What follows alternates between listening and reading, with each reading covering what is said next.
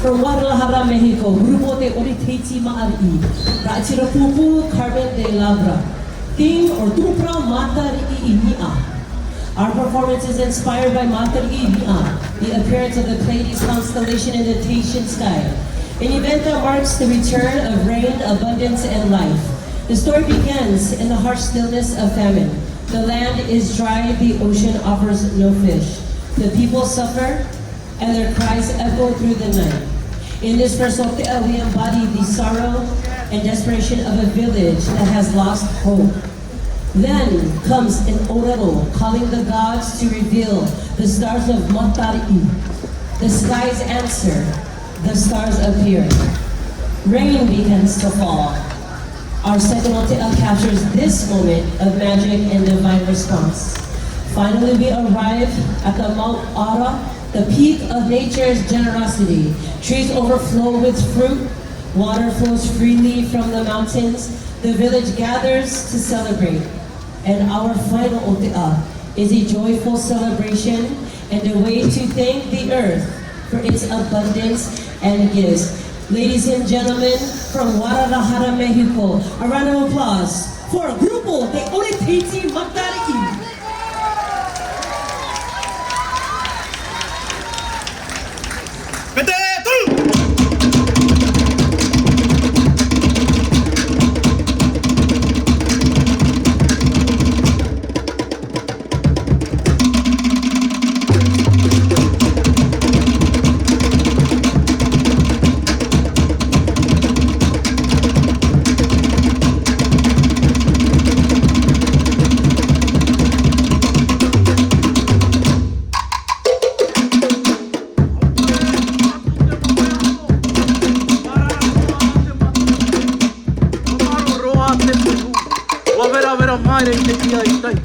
Dave vo no ara te oku, o te maui ui te toku.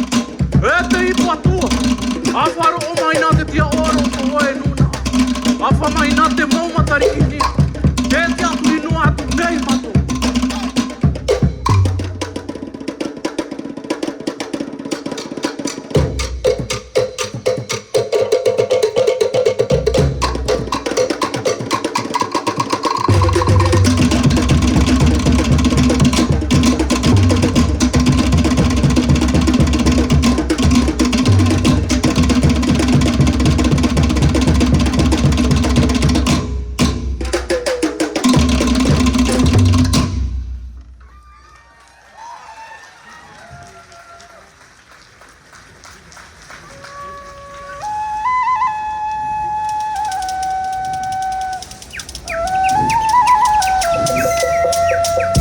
Hiti mai rā, a whamaina e te mau whetu o te rai. Te hipano ara te nuna ae i te rai a anu. Te ti tau noe rai te mau tapa o te tau au hune e ra a mai. A ore whaaho e te hoe maa hotu, no te whaora te utua whare. A ore ato ara te hoe ia, e roto i tō mātou upea. E tau e paare ro atu, e tau. Te rarai, nā roto te ito e te here, i ora ai o mātou. Nā roto te aturi raa, o te rai, te moana, e te whenua. E vai rātou mātou paari. Ua haa mau i roto i toa au, te aroha o te atua mana hupi. E te nuura a moi i tona mau mai te. Ore rai, ahiti mai e te mauwhetia, o te Matari'i, e a hura mai nei.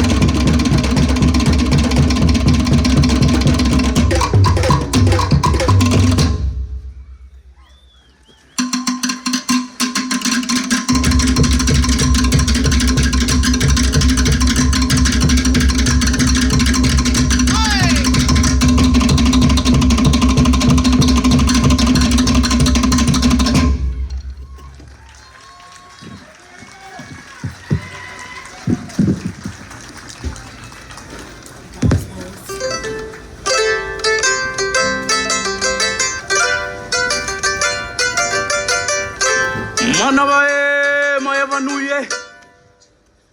E haa matara o te tau au hune e. Waho tohi a rā te maa uru. Ki roto i te maupeho iki e. Ua wha a ore hia a e te rahui. No te maitai e te nuna a. Maururu maitai. No te nei. Tau api e.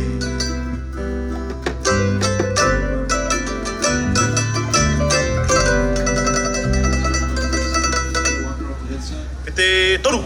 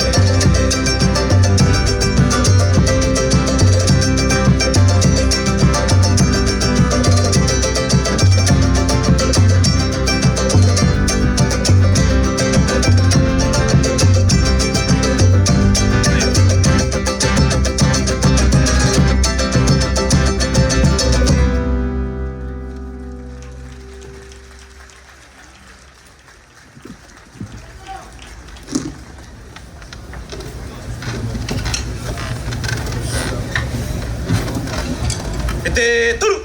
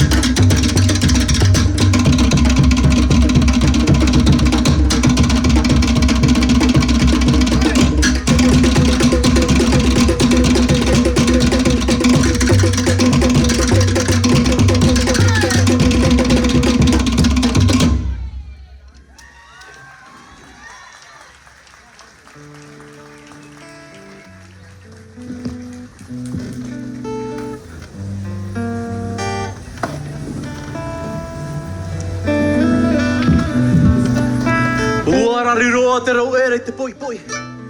Piha anuara te papeora na te maupeu. Aue te nehe nehe mau.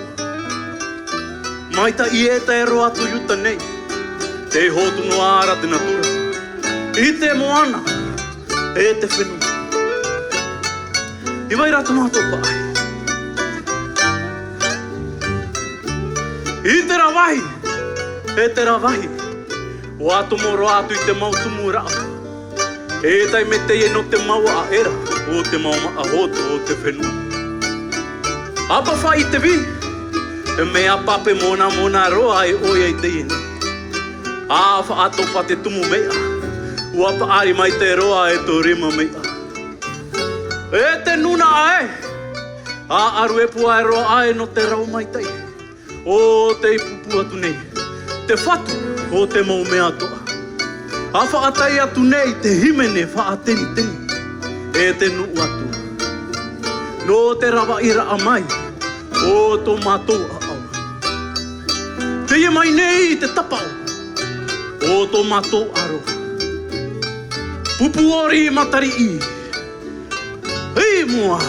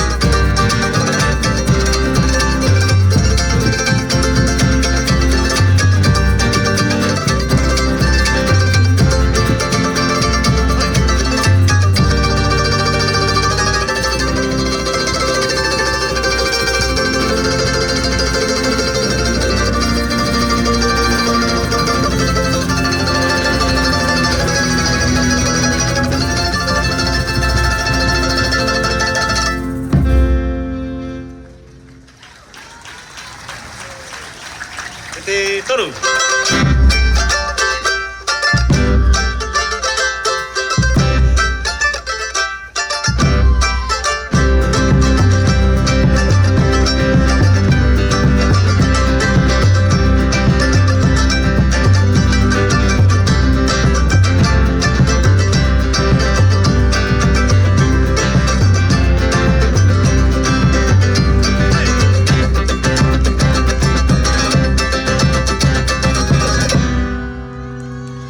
Maururu. Maururu.